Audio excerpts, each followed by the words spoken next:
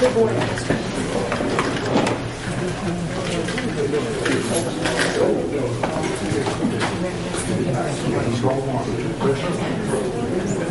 looked like he's from a festival.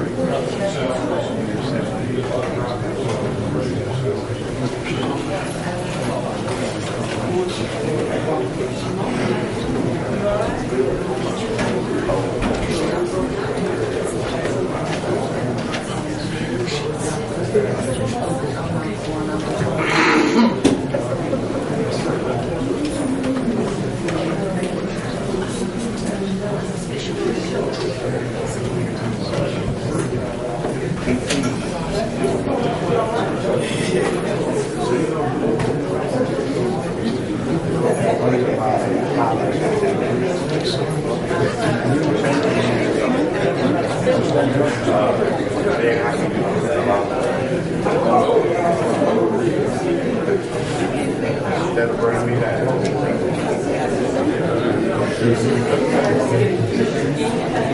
You don't have to show my ticket. You're good. Later.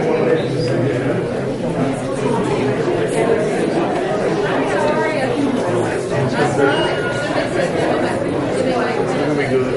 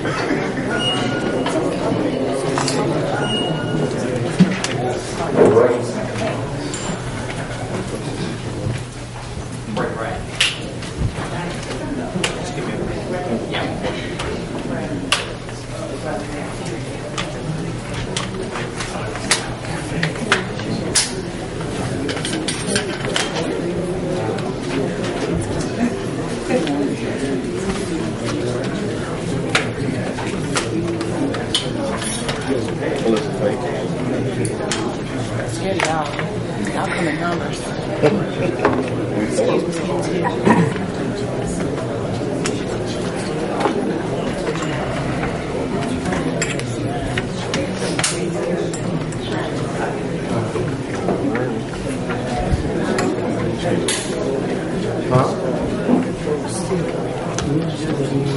I got it first.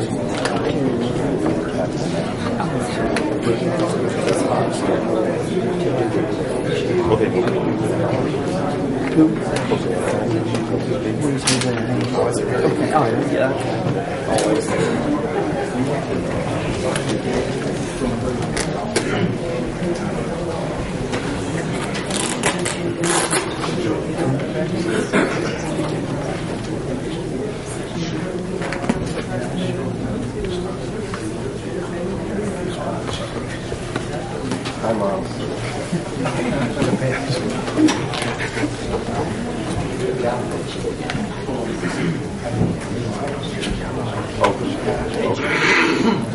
Open. Yes, sir.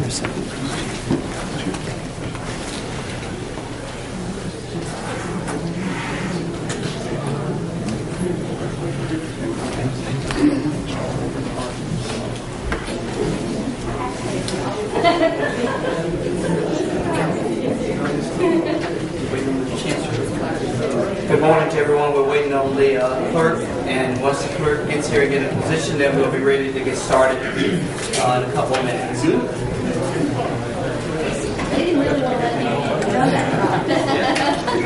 gotta head here.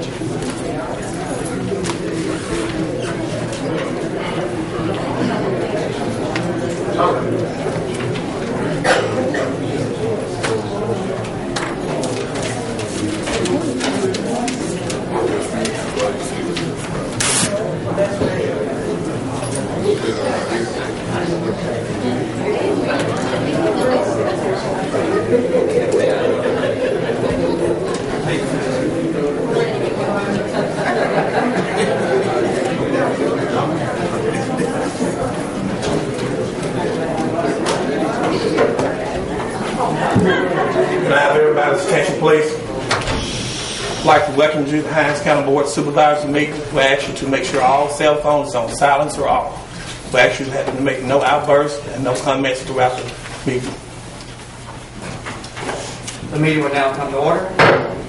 Good morning to everyone, and welcome to the Hinds County Board of Supervisors for the special call meeting. Today is Monday, September 10th, and the official time is 9:01. And what we do here at the Board of Supervisors, we'd like to start every meeting with our invocation. And for that, I'm going to ask my friend that I see in the audience here today, Reverend Hosea Hines, to come and deliver the invocation for us. Good morning, Reverend Hines. Good morning.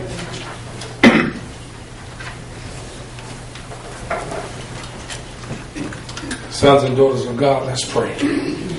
Our gracious Heavenly Father, it's in Jesus' name I lift this prayer. I come to you, God, because there's a cause, there's a reason, and certainly, God, both are important. I pray your blessings upon each and every person that is here, especially, God, the Board of Supervisors, that you would bless them with wisdom, knowledge, and understanding, and help them to make keen and wise decisions that are pleasing in your eyesight.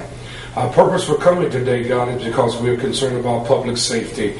And God, you know in our hearts that's a major reason why any people should come together and certainly help to build the best quality of life. We come because of Hinds County. Now, God, as we deliberate and as we talk, provide us with the kind of understanding that would be pleasing, that you, oh God, will be pleased at the end of this meeting, that you'll get the glory, the honor, and the praise.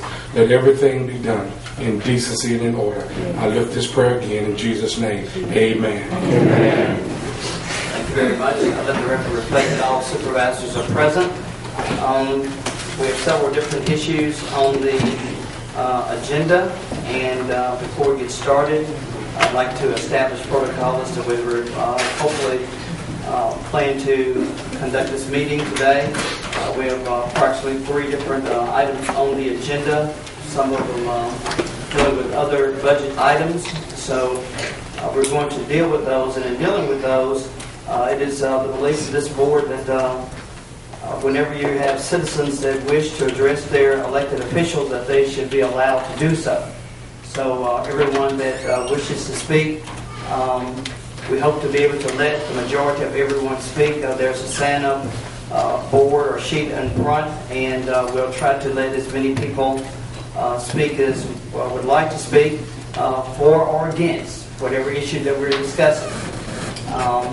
Mrs. Davis is our county administrator. She will be our timekeeper, and she will keep the time and keep those times limited to about 3 minutes or no more than 2 or 3 minutes.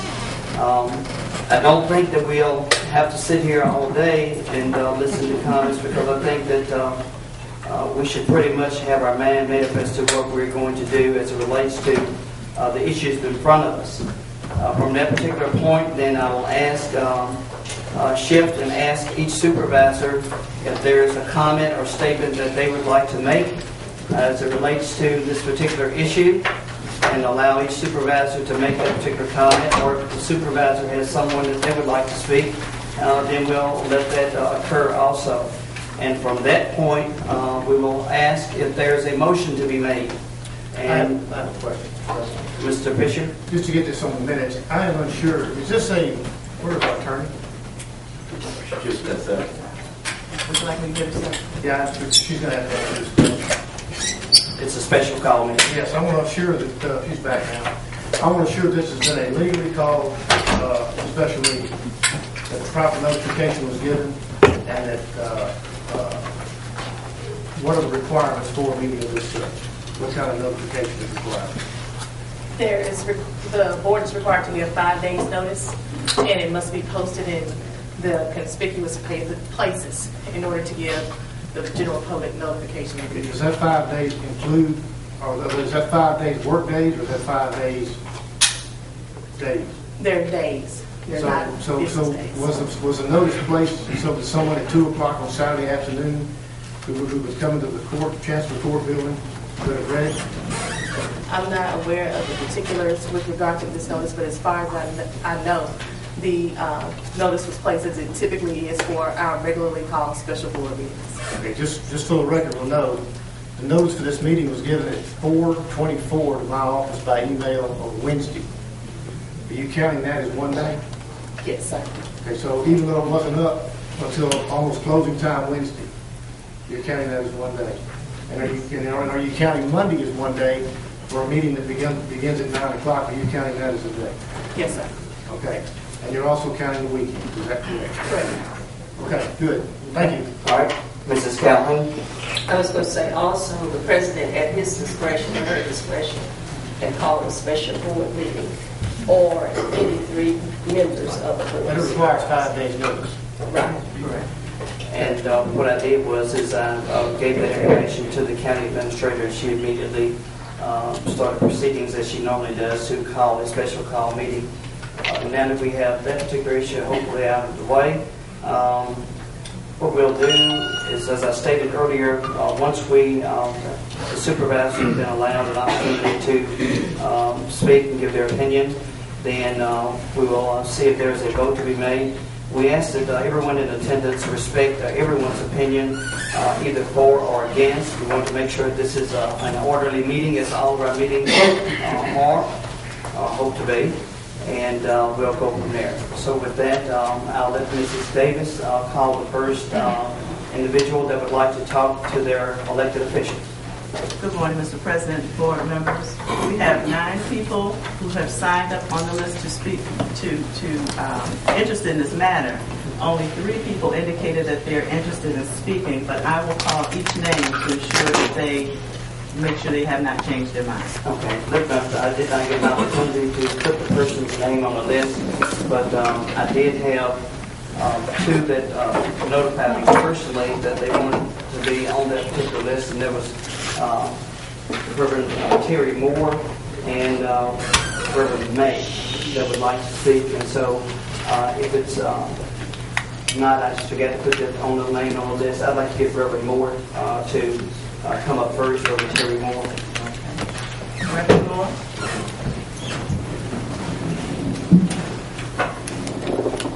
Good morning. Good morning. Good morning. Thank you for the opportunity to come and speak today. The reason I'm here is for public safety. You know, I live in Hinds County, and also my church is in Hinds County. I'm a pastor here and also a chaplain for the Hinds County Sheriff's Department, also work with the police department and all law enforcement. We're here to support our city. We want to be safe. And if we're going to do that, we're going to have officers in the field to be able to do that. But I do want to thank Supervisor Stokes for allowing us to come and meet with him in his home the other day. There were 8 of us pastors that went and met with him since he was not in his office. And he was willing to hear the numbers that we had received and the concerns that we had. And I really appreciate that. And he was open to making a change in his decision. But what I wanted to talk about is some of the revenue that's been brought in by the Hinds County Sheriff's Department. You know, we thank God for our sheriff, we thank God for our mayor, our chief of police, all of our officials, and thank you for serving for righteousness and justice for Jackson, Mississippi. We do pray for you and we appreciate you very much. But the county has saved $5,059,521 year to date in inmate labor, which has been brought in by the Sheriff's Department deputies going out and procuring these funds. And I believe these are accurate figures. If there's anything that's off, I'm sure they'll be able to address that. But these are the figures that I have. You know, and if those inmates aren't allowed to go and do this labor for our county, then we're going to have to send somebody else and we won't be able to pay for that. So that's one of the things that the officers do is the deputies take the inmates out. And if they're not there because we have to make layoffs, then we won't have that savings for our county. Also, $97,331.03 have been generated by the Sheriff's Department for our Justice Court, Chancery Court, and our tax collectors' land taxes. So they've gone and procured those funds that are out there. Also, another figure I wanted to mention is the distressed tax warrants. $765,070.07 have also been collected. Now, my concern is 70% of Hinds County is Jackson, Mississippi. And we have most of our crime is in this city. And if we move our deputies off of the streets, then crime will increase. Economic increase will decrease. We've lost one company in Hinds County because of crime. I think it was Puckett Machinery moved. That wasn't Puckett Machinery. It was Puckett Machinery, but it wasn't because of crime. Okay, well, that's good to know. Well, we just don't want to lose any business in Hinds County. We want to be safe. So I just ask you to reconsider, look at the numbers, and see, you know. And another point I was thinking about is if there's a concern and we have to make any cuts, could we do it across the board and not just in one division so we won't lose people's jobs?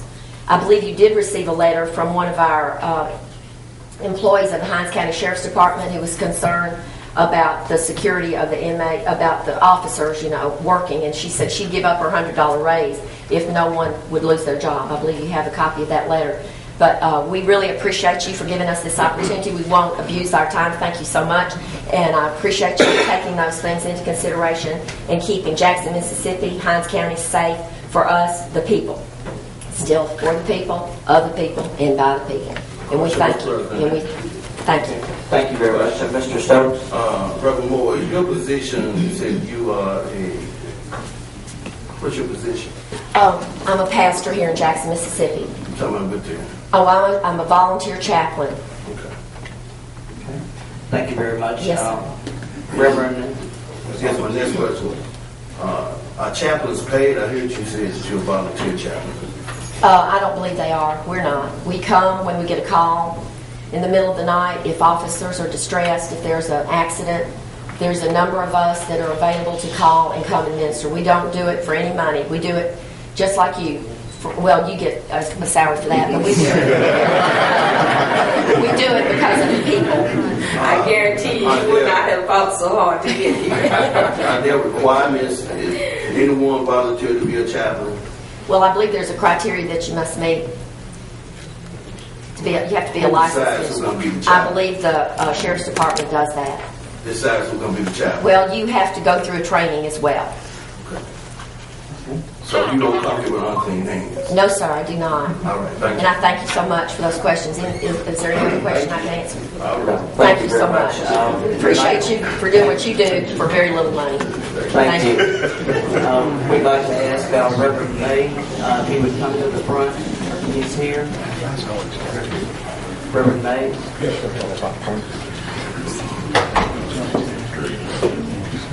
Mrs. Davis, after Reverend May, I'm going to ask Reverend Hightower, and then we'll go directly to your list. Yes, sir. Good morning. Thank you, President, Board of Supervisors. I am M.V. May, pastor of Rehoboth Christian Worship Center in South Jackson. I'm not going to talk about the numbers. There are other people that can talk about the numbers. But I am concerned about the safety of the citizens of Hinds County. I'm concerned that if we cut and we have to lay off officers, just from the standpoint of laying off 90 officers, is an economical disaster for those families. There are children, wives that are depending on these families. And sometimes when we look at the numbers, Supervisor, we don't see the faces. And I want you to think of the faces that are behind the numbers. I don't doubt that we need to cut. But the word of the Lord says, come, let us reason together. And I think that we need to get together and we need to talk about where can we make cuts. But certainly we don't want to cut the goose that laid the golden egg. There are other agencies that are not revenue generating agencies that are not being cut. But we're cutting an agency that brings funds into Hinds County. We're cutting an agency that makes us feel safe, even if we're not really safe. We feel safe.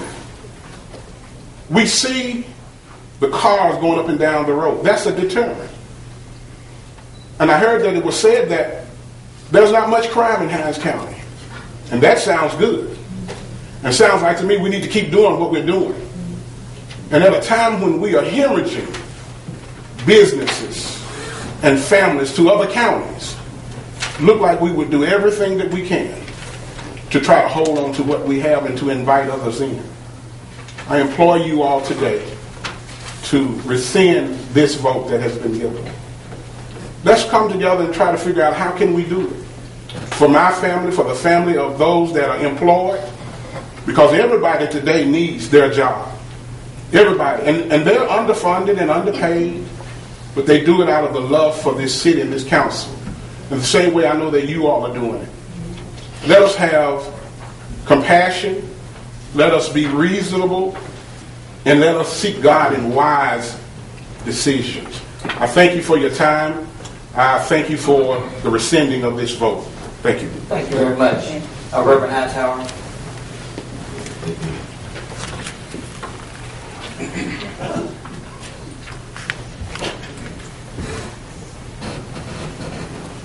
Good morning.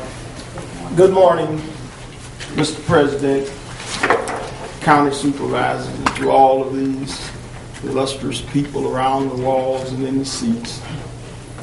This morning I come before you with a plea to understand the needs not just of the Sheriff's Office, but the needs of Hinds County.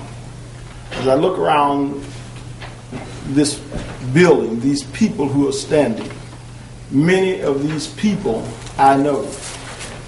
And before I present what I came to present, I want to say that I do not come with clean hands, if that's what you call it. I am a chaplain in the Sheriff's Office, and he has never asked me to do anything untoward. But if it's any comfort to you, I was also a minister in the prior Sheriff's Office. I went down, I talked with inmates, I tried to make a difference in their lives, and I will continue to do that regardless of who is their sheriff. So what I want to say to this council and to all the people here, I would simply call upon the name of the most eloquent preacher, prophet of the Old Testament, who came with a cry, a plea.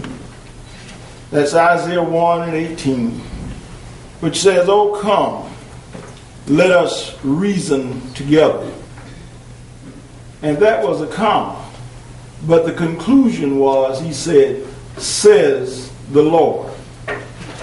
The Lord said, let's reason together. And it seemed that Judah was still on the verge of fighting one another, infighting. One wanted to be more important than the other. Came a cry from Isaiah's understudy, Amos, that said, "Let justice run down like waters, and righteousness like a mighty stream." But it didn't stop there.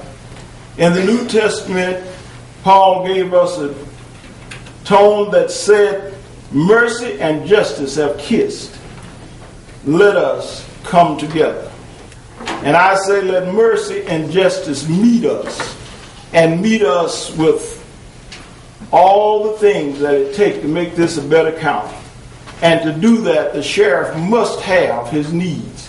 I do not believe there is one on the podium with possibly the exception of Mr. Graham, that have any experience, have the experience that Sheriff Lewis had. He came up through the ranks. He came to be the temporary police chief, and now he's the sheriff. He knows what he needs. Let us support his need. And as long as he's supporting the citizens, I, for one, will support his needs. Thank you, Mr. President and Council. I hope we'll consider rescinding the vote. Thank you very much, Bergen Hightower. We're now going to the County Administrator, Mrs. Davis.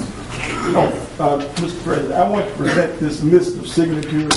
That would be fine. Would you submit them to the Chancery Clerk?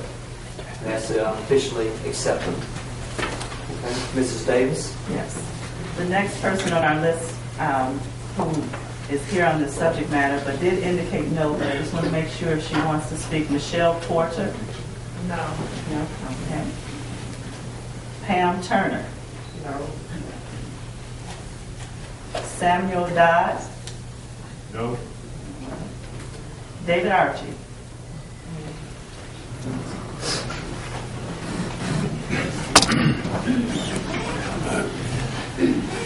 Good morning, Mr. Archie. Good morning to Mr. President and the Board of Supervisors, and certainly to the citizens of our great county, Hinds County. I come this morning to speak to you on the real issues of this community. Now, at the forefront of it, it appears that politics is at its best. And now, since others have gone before me, now it appears that the Bible is at its best. But let's look up under the surface of what's really taking place.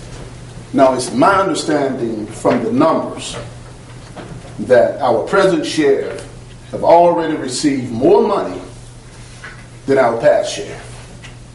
It's my understanding when this sheriff came aboard, he told the citizens of this great county that he would do more with less money, not less with more money. And that's what it appears to be about.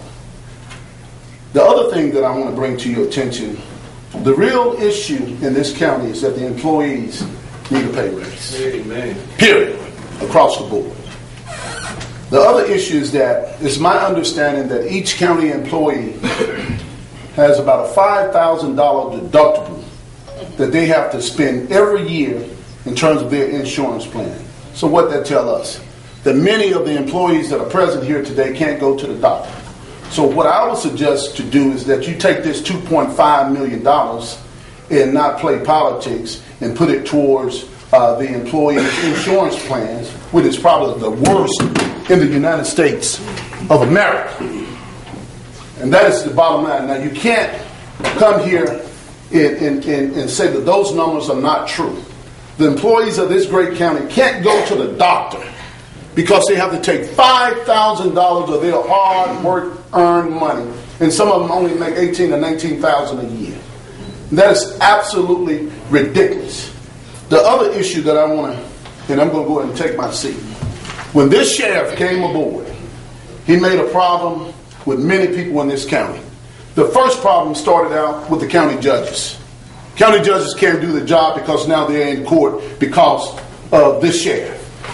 The second problem is that he had a problem with the employees. He came in and fired everybody and tried to rehire, but it's not working. Now he want to blame it on the citizens. Well, it's not our fault that the sheriff don't know what he's doing.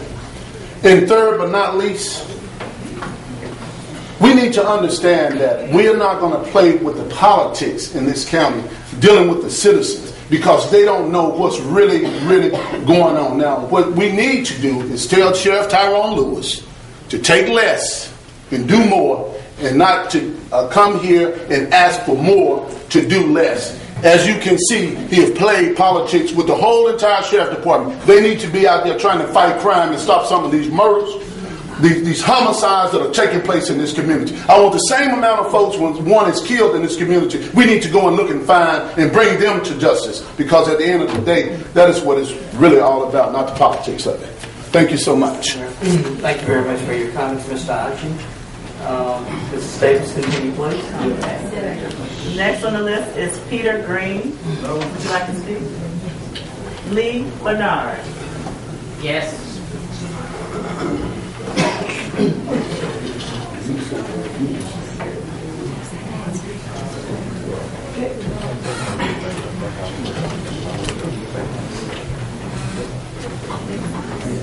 Good morning. My name is Lee Bernard. I'm the Vice President of the Georgetown Community Association, and I'm here with our President, Mr. Perry Robinson. And again, we thank you for allowing us to speak this morning. And we came because we oppose any cuts to public safety. In Georgetown, we have a lot of elderly people. Elderly are always preyed upon by the criminals. I also heard that there is no crime in the county, but in the city, I see the sheriff's department all the time. And we thank the sheriff's department for operating in the city. We thank Supervisor Peggy Calhoun. We also asked Supervisor Doug Anderson to change his vote because he also represents part of Georgetown. Again, we implore you to rescind the vote. We ask that you would help Georgetown. We represent Georgetown, and that's our first concern. The elderly, crack houses in Georgetown. We appreciate the Sheriff's Department for coming in. Again, I thank you, and we ask that you would rescind the vote that you have on the table. Thank you. Question, Mr. President. Question, Mr. Stokes. Mr. Bernard, are you saying you're against county employees getting raises? No, I'm not. All right, thank you. Okay. Thank you very much for your comments. Thank you. Okay. Mrs. Davis, continue. Next on the list is Larry Valalier. I'm fine. You're okay? Okay, thank you, sir. Otis Lichter?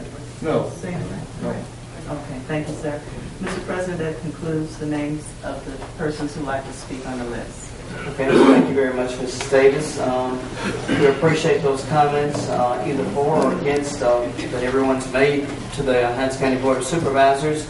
Now we'd like to have comments from the board, and we'll start with our senior supervisor, Supervisor Calhoun, and then we'll move from there. Supervisor Calhoun. Thank you, Mr. President. Someone earlier spoke of the total amount of dollars for the sheriff's budget. I'm glad that point was brought out because I have information here where I have gone back to 2007 and looked at the previous administration's budget, along with the total number of employees for the previous administration's budget. Back in 2007, the board appropriated approximately $18 million to the sheriff's department with a total number of employees of 425. Each year, there was a progression in the amount of the previous administration's budget. For 2012, with the reduction of $2.5 million, that would bring the current administration down to $18,726,000. $18,726,000 rather, and $55.76 down to the penny, with a total employee currently at 454. But back in 2009, the previous administration budget was approximately $22 million, with a total of 546 employees. Back in 2010, the previous administration's budget was approximately 22 million. Well, let's just say approximately 23 million, with a total number of employees of 517. I pass each of you a copy of that information. When this board, the majority members of this board took action to reduce the sheriff's budget by $2.5 million. I don't think this board considered the fact that we're going to have to offer severance pay. If the sheriff lays off over 100 employees, and I'm not talking about 15, I'm talking about 100 or 135 employees, the layoffs will have a direct impact on Hinds County's general funds, because these employees will be entitled to leave time, and I'm talking about 240 hours of leave time. Likewise, any comp time, there will be compensatory payoffs, hours, and also we will have to provide unemployment benefits. And let it be noted that the impact of leave, along with comp time and employment benefits for those employees that are going to be terminated, will literally, the payouts will literally eat up whatever amount of money that has been added to our reserve funds account. Probably with over 135 employees, our reserves will be depleted. Likewise, the reduction will cause a shortage in manpower, as it was stated earlier. A lot of our inmates assist our various departments in their daily operations. For example, in our public works departments, the inmates assist those employees with cutting the grass, picking up litter off the streets, etc. Our maintenance department uses our inmates to assist us with painting projects. Our central maintenance department inmates assist that department with repairing some of our machinery and equipment. Even at the detention center, inmates are cooks. So I really appreciate the fact that some board members have taken it upon themselves to provide additional funds in our reserves. But the consequences, the ramifications of taking monies from the sheriff's department will bring about more grave consequences than what the initial intent was to do, and that was to help save the county some additional, well, to set aside some additional dollars for the general funds. As far as the $100 raise, I've had employees to come to me and say, we need more than $100, and I agree. I wish this board was in the position to provide at least a $500 across the board raise, but we're not. What happens with that $100, many of them say, we can't realize any difference in our pay, because once we take out Social Security and all the insurance and all of the other required deductions, they don't see $100. They do not gross $100. So I doubt there's enough left to even buy a tank of gas. And then in some situations, $100 would just put that employee in another tax bracket based upon the amount of that employee's salaries. So I support the sheriff's department, and I plead with those board members that have voted to reduce the sheriff's budget, that they will go along with rescinding the actions for the good of everybody in Hinds County and for what's in the best interest of everybody in Hinds County, including Hinds County government. Thank you very much, Supervisor Calhoun. Supervisor Anderson? Yes. I want to take this board to Tuesday, September 4th, 2012, to reduce the 2013 Board of Supervisors.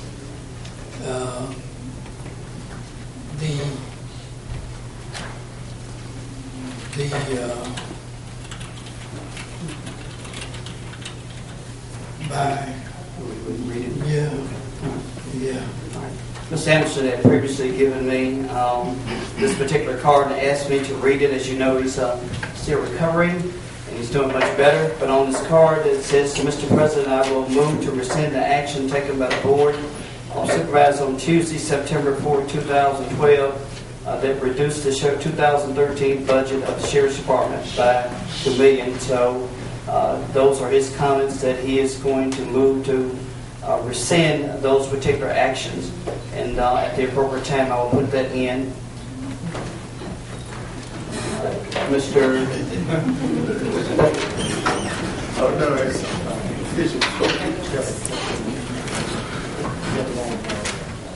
Okay, so go ahead, Mr. Stokes, and then we'll come back to Mr. Thank you, Mr. President. Mr. President, I want to start off with what Supervisor Catherine said about the employee, basically what she said, the employees don't want raises. And I don't know if that's her words, put words in her mouth, but I've talked to employees throughout Hinds County. And yes, I agree they need more money, but I haven't found the first one yet said that's going to be a good start. Last time some of the employees had raises, you're talking about gas was $1 some a gallon. It's almost $4. We're not talking about finding a single employee with the non-information. This is the vacant positions. And we're talking about taking these vacant positions and let's give this money to the employees. Now, $100 would be a start, and then build it in nothing. And that's what they're getting now. And that's what they've been getting. And there's no way on God's earth I'm going to sit up here and vote for a budget that will not have a raise for all Hinds County employees, whether he's a janitor or whether he's a maintenance man, whether he's in the tax collector's office collecting money, out there in the field, the tax assessor's office. All deserve more money. And I'm going to fight with everything I got to make sure they get more money. Now, secondly, in terms of the reserve, you know, that's just basic under 101. I don't understand how Hinds County, I've been here 9 months and Hinds County didn't have a reserve. That's just, I don't know what to say about it. And now we're trying to move it up. It should be 5% up to 7.5%. It's not mandatory law, but it's suggested by the state auditor. And for us to sit up and say we're not going to have a reserve, and we're already still trying to pick up limbs from Isaac when the hurricane came through, and people talking about comp time versus paying them, it's absolutely wrong. And finally, when you start talking about these employees, and most of them are poor and black, sitting up here not getting raises, and knowing they got to look at their children, and knowing that food going up on them, clothes going up on them, everything going up with their money. And then you want us to sit up and say that's right? Hell no, that ain't right. Okay. Mr. Stokes. Yes, sir, to the second go round. Okay. Thank you very much. Mr. Fisher. Look, budgeting is not an easy process. You can all see this as we've gone through all these discussions. In the past, the Board of Supervisors has basically voted on the day of the budget vote, which would be September 15, 14, 15, for whatever was put in front of it. For the first time, the budget that I've been on the board, the budget the supervisors have taken the budget situation and tried to move money around in order to meet the needs and address the situations that we have throughout the county. Now, coupled with that, of course, is the reality that with things being like they are, asking the taxpayer to pay more money with a millage increase is not an option that I'm willing to consider. So, just a little bit of history here. Our county's budget has been a mess for years. Past budgets had enough revenue to cover 10 months of a 12-month year. Consequently, the county started borrowing money out of its E911 fund in order to float the rest of the year, to make payroll and that sort of thing. Now, Due to some other expenditures being taken out of the E911 fund, that fund is almost depleted. And we'll go broke in March of 2014, according to the projected numbers. Over the years, the board has spent surplus money in order to make up for money required for a budget that continued to grow in size. In other words, the county used these surplus as a revenue source to add personnel and equipment instead of living within the resources or means that it already had. Add to this problem court-mandated regulations at Henley Young, the crumbling infrastructure of the county, and the desire to increase economic development. And you can see that our budget is strained beyond its capabilities. So the county has basically three courses it can take in a situation like this. First, it can raise taxes. Secondly, it can grow by economic development. That's a long-term step, and it's going to take years because we've been slow in the past to bring forward economic development. It's going to take years for that to start kicking in and generating funds. Or third, you can rearrange money within the budget itself in order to meet the requirements and the things that we have to do. Now, budgets have certain responsibilities. This board's responsibility is to provide the dollars. Elected officials, tax collector, tax assessor, and the sheriff, for example, then take that clump of money that they receive each quarter, which is 1/4 of their budget. So if it's a $20 million budget, they get $5 million a quarter. Okay? And then they distribute that money as they see best. They hire as they see best. They salary as they see best. They purchase equipment as they see best.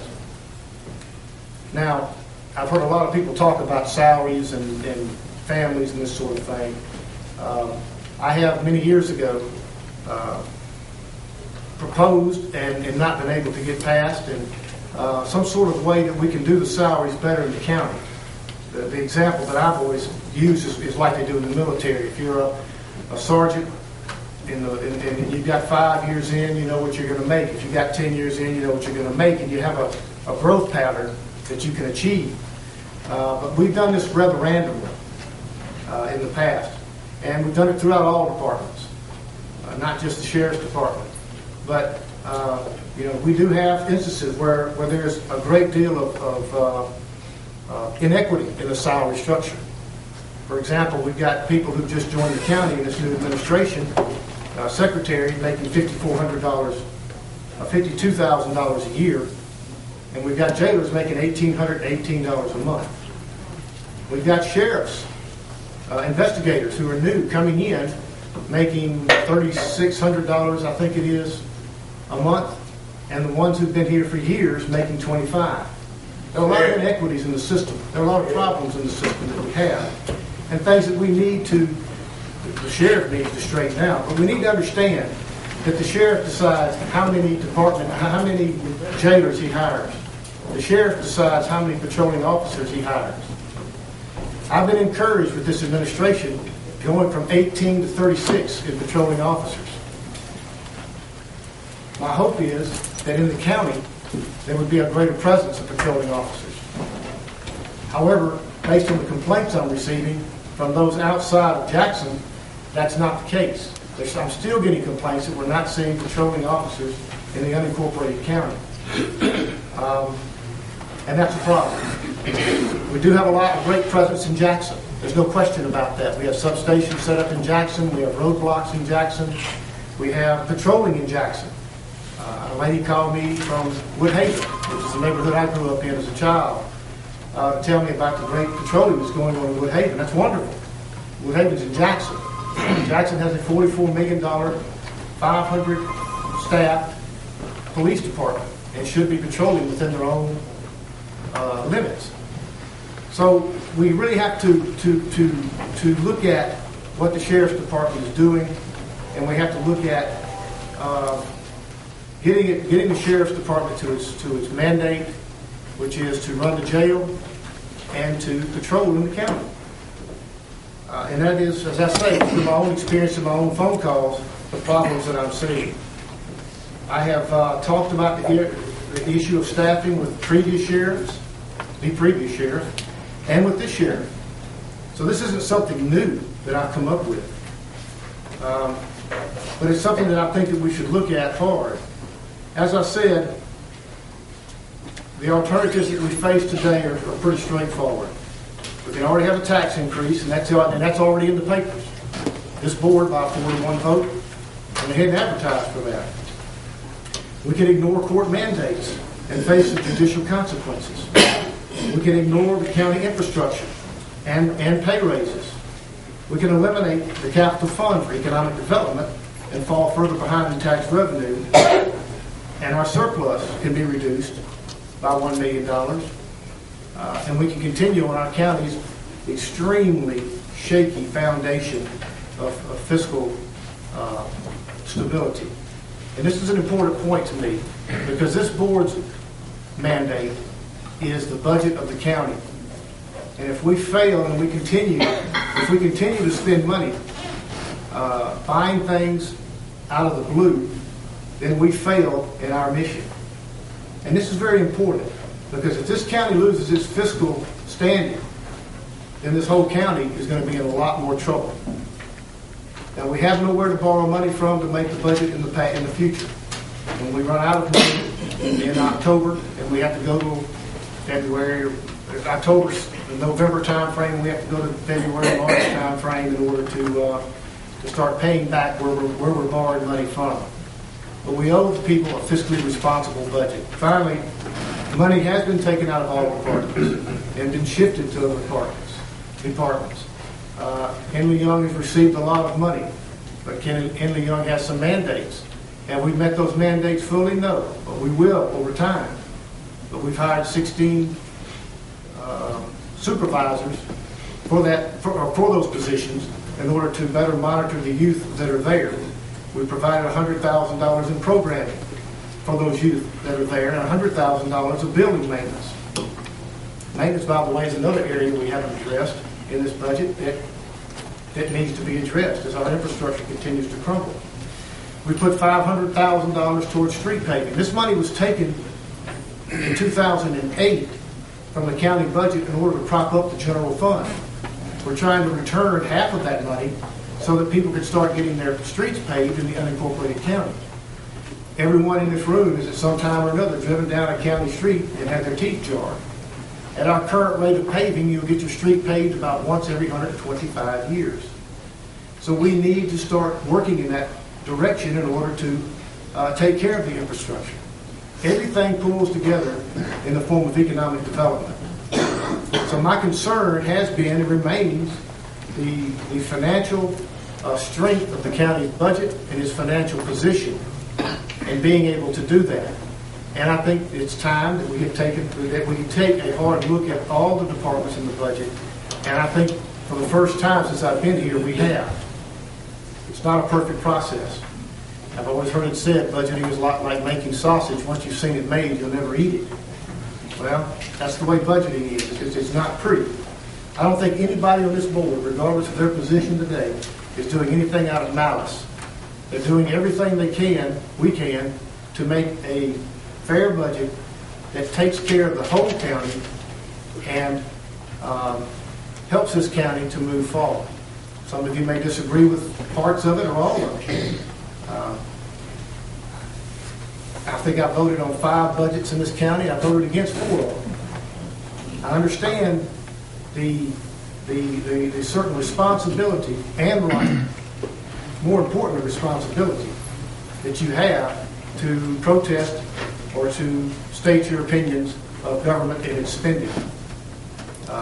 And doing so in a positive, either you're for it or against it. I don't want to say positive or negative way, but it's either you're for it or you're against it. Because I have done that in the past, and will continue to do that.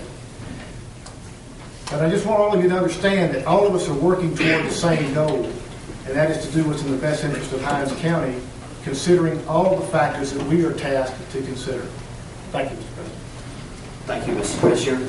I would like to follow up with Supervisor Calhoun, and I'll make a comment at the end. Supervisor Calhoun.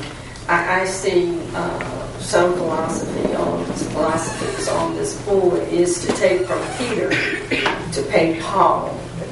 And that's the only way that I can give a summary of some of the comments that have been made, and that is to take from Peter to pay Paul. I do want to state that any funds that are taken from our E911 account have to be replaced by law. Because of the way our tax collections come in, and that is in the first of the year, this board will transfer monies from the E1 account to our general funds budget. However, at the end of the year, we always replace those funds, and that is by law that those funds are replaced. The reason our E911 funds account is dwindling is because, it's not because the board is transferring funds back and forth, it's because the source of those funds are generated from landlines. Many citizens have gone from landlines to cell phones, and our major source of funding again came for E911 come from landlines. I think it looks as though the majority of the people all across the United States now have cell phones instead of regular landlines. The $500 that was spoken of for street resurfacing, that amount of money will only pay how many miles of streets or mile of streets, Mr. Freeman? 12 miles. 12 miles more than zero. It will only, the $500,000 will only pay 12 miles of streets in the unincorporated area. Whereas, again, reducing the sheriff's budget to $2.5 million will have more grave consequences for our budget than you realize, because we are required to offer severance pay to those employees that will be terminated. I wish I had thought to get our budget director to give you the dollar amount for 135 employees that will be terminated. And when you compare that amount of money, because you're going to have to pay 240 hours of leave time, you're going to have to pay for the compensatory time. Likewise, you're going to have to provide for unemployment benefits. And when you take 135 employees and try to make those payouts, then you will see just how much our general funds budget will dwindle and how much it will suffer. Okay. Supervisor Stokes. Thank you, Mr. President. Ms. Woods, this is the second time I've heard those numbers coming out of the sky. When are we going to fire 135 sheriffs? Do you have numbers showing that? Could you speak in the mic? Because that scare tactic. We're going to fire them. The 135 going to lose their job. Can you tell us right now, you find that person? Are we in the process of trying to fire 135 sheriffs? We didn't base we didn't use 135 as a basis for the number that we project so far today. We used 45 vacant positions. Did we not use these positions as unfilled in the sheriff department? Right, that's what we used. How much did it total to? 1.4 million? Did you look at that? Yes, 1.4. And with the fringe is 1.7. So, nowhere in there have we planned to fire 135 people? No, so far today it was based on the 45. And that's what I'm saying, all these lies get out and people come, I'm about to lose my job, and that's not even, I wouldn't sit up here and support anything, saying you're going to fire that many people. And secondly, Mr. President, I think it's important that the numbers we have here, that Supervisor Calhoun gave us, someone needs to explain that these not true numbers. Ms. Woods, would you speak to these numbers? These are based on the 12 numbers, and they do include the inmate medical numbers that will be transferred out of the Sheriff's Department. the 454. These are our 2012 numbers, and they don't show the 13 numbers. So the 454. And it's important, Mr. President, and I understand, I've been in government long enough to understand when votes run this way and that way, and, you know, I understand what's going to happen. But at the same time, I want the people to understand that these employees deserve pay raises. These employees deserve pay raises, and we're going to fight to get them pay raises.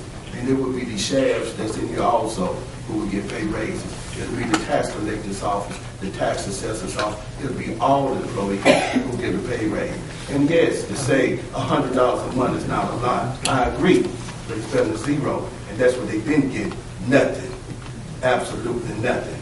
And finally, Mr. President, I think again, when we start talking about the lawsuits and we got to have the jail for this and that, I think, and I'm going to tell you how I feel about it, it's absolutely wrong that we're using the jail for more than just what I think should be felonies.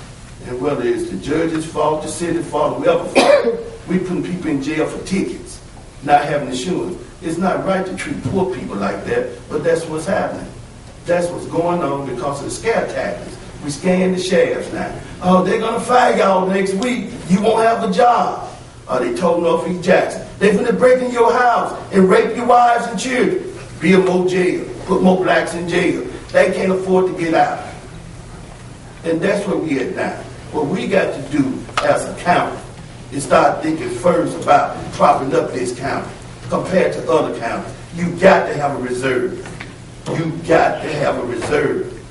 You got to give your employees raises. Slavery is over with. You're working them like Hebrew slaves and then tell them you owe me that you got a job. That's not right. You know good and well we need to pay them. Now, when they go get a union, then you're going to say they didn't have to do it. And they need to get a union because they deserve to get paid. But we trying to say, well, it's Macmillan. I don't give a damn about Macmillan. I wasn't here. I would have voted against him getting more money. Just like I'm voting against Lewis. We got to get the money to the people. Thank you. Thank you very much for your comments, Mr. Stokes. We'll go to Mr. Fisher, give back to Supervisor Calhoun, and I'll make a motion, or we'll see if there's a motion to be made after I make a couple of comments. Mr. Fisher, I have nothing else to say. We get back and forth between supervisors, but I've had my comments. Thank you. Thank you very much. Mrs. Calhoun? Yes, the information that I have compiled here came from the budget office and personnel. The inmate medical board of supervisors has been paying for the inmate medical ever since I can recall. So inmate medical should not have been included in these figures if it is. If it is, then you should have included inmate medical in the 20. It's the staff of the medical. They are included in the sheriff. Okay, in the 2012 budget. So the information that I have provided is accurate based upon total dollars for the Sheriff's Department from 2007 all the way to 2012. Okay. Thank you very much. And, with that, I'd just like to make a comment. My comment deals with the fact that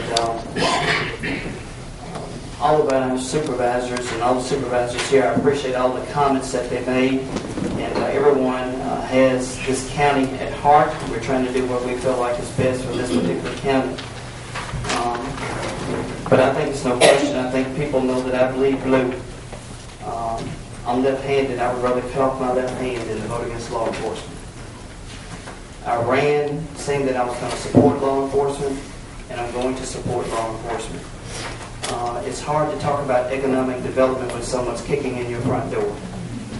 You need to make sure that if we do anything, this meeting should be about giving the Sheriff's Department a raise.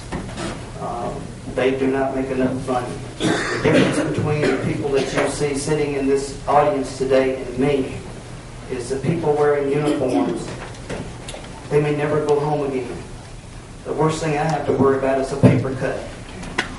But the people wearing these uniforms, the people wearing these badges, the people that you're looking at, they may never go home again because of them wearing this particular uniform. So we owe them more than a vote. We owe them a bit of gratitude. We owe them more than what we're giving them today. We should be here honoring them for the sacrifice that they make every particular day. It's hard to even explain the things that they have to put up with, the things that they have to hear. And not only that, the things that they have to see. They have to deal with gruesome death. They have to deal with that every particular day. They have to deal with things that we will never see, but only on television, but to them it's real.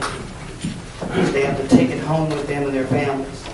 So my thoughts deal with the fact is it's a safety issue.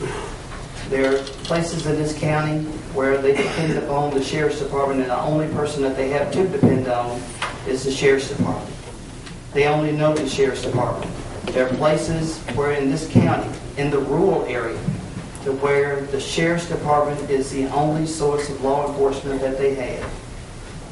So we need to treat the sheriff's department and every other department with, I guess you would say, with adoration. But more so the sheriff's department because of what they do, because of the fact that the difference between working in the tax collector's office or the tax assessor's office, they get to go home at the end of the day. Wearing a uniform, you may never go home again. Period. And that's all I have to say about the issue, other than the fact that I definitely support the Sheriff's Department. So with that, and having no additional comments, I would like to ask the board, is there a motion to be made? I think you said Mr. Anderson had a motion. Okay. Mr. Anderson's motion is to rescind. Mr. Anderson's motion is to rescind the majority of the board's decision regarding the $1 million toward the pay raise, toward the $1 million toward the reserve fund, and the $500,000 toward the reducing the millage for public works, and to restore the $2.5 million to the Sheriff's Department's budget. And that's Mr. Anderson's motion. He just said yes. Mrs. Calhoun has seconded the motion. It's now time to vote. All those in favor of? Aye. Aye. All those opposed to? No. Motion passes. The $2.5 million is now restored to the Sheriff's Department.